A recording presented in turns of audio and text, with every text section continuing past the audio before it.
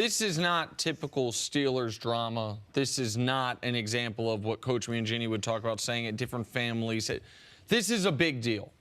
This week was a playoff game for Pittsburgh. I know they needed help to get into the playoffs. One thing they knew, if they lost to Cincinnati, their season was over. That means it was a playoff week for them and a playoff game for them. Antonio Brown is the best player on this football team. And the dust up between he and Ben Roethlisberger, I can understand that. There's a circumstance you could present to me where I would say, hey, I might have thrown the ball at him too, depending on how it went down. And I'm sure Bart can elaborate on that.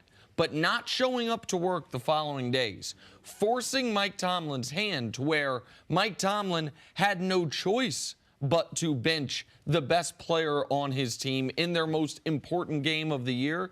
That's a really big deal and a really bad look for a player in Antonio Brown who has had a really rough season when it comes to things other than catching footballs and catching touchdowns. Those things he's still been great at. This goes back to in the offseason when he's dealing with a lawsuit about allegedly throwing furniture off a balcony and almost striking a toddler down at a pool condo. Like, it was an incident where he skipped a practice after having a dust up after a September 16th loss to the Kansas City Chiefs. Like, these things can't happen from the best player on your team. And Antonio Brown this offseason needs to figure out what type of NFL player he wants to be and what type of career and where he wants that career to be moving forward. This was ballsy. I mean, I played with some personalities. Whether you want to go Chris McAllister, Ray Lewis, Terrell Suggs. Yep. I've never heard of somebody. Well, one time at band camp, right, with Chris McAllister, he did something, but this ain't the Chris McAllister show. I've never heard of somebody walking away from practice, not showing up during the week, a pivotal week to get into the dance. I mean, I don't understand. This tells me, and you hear all the players saying that's just AB going AB, and I listen to Ryan Clark, and he's talking about, some dust-ups like, hey, that was the wrong guy to give money.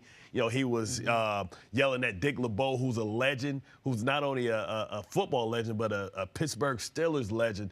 That just tells me that this guy's been out of control for a long time. And how long has Mike Tomlin been having to deal with this? You talk about the 3 Bs. You may be down to only 1 B because I don't understand how going forward you allow this guy to be a member of your football team. I think already Juju, much like we talked about yesterday with Santonio Holmes and Antonio Brown becoming the #1 receiver, I think now Juju, he got the team MVP. But you need your best players to be the best people. We understand he's a hard worker, but you can't be a diva, not to this extent. And it's selfish. It's selfish, and he threw the ball at the wrong person. The one person on that team that he probably couldn't win, through ownership is Ben Roethlisberger, because Ben Roethlisberger is bigger than him, and he didn't understand his place on the totem pole. I don't understand how you come back from this, but you can't move him because what are you going to get for? Arguably, yes, the best receiver in the game, but a guy that you just gave a $68 million extension to a couple of years ago. The problem is you can't move him, even if someone wants to give you great draft compensation for him, and even if you think Juju is the heir apparent, they gave him that extension February of 2017.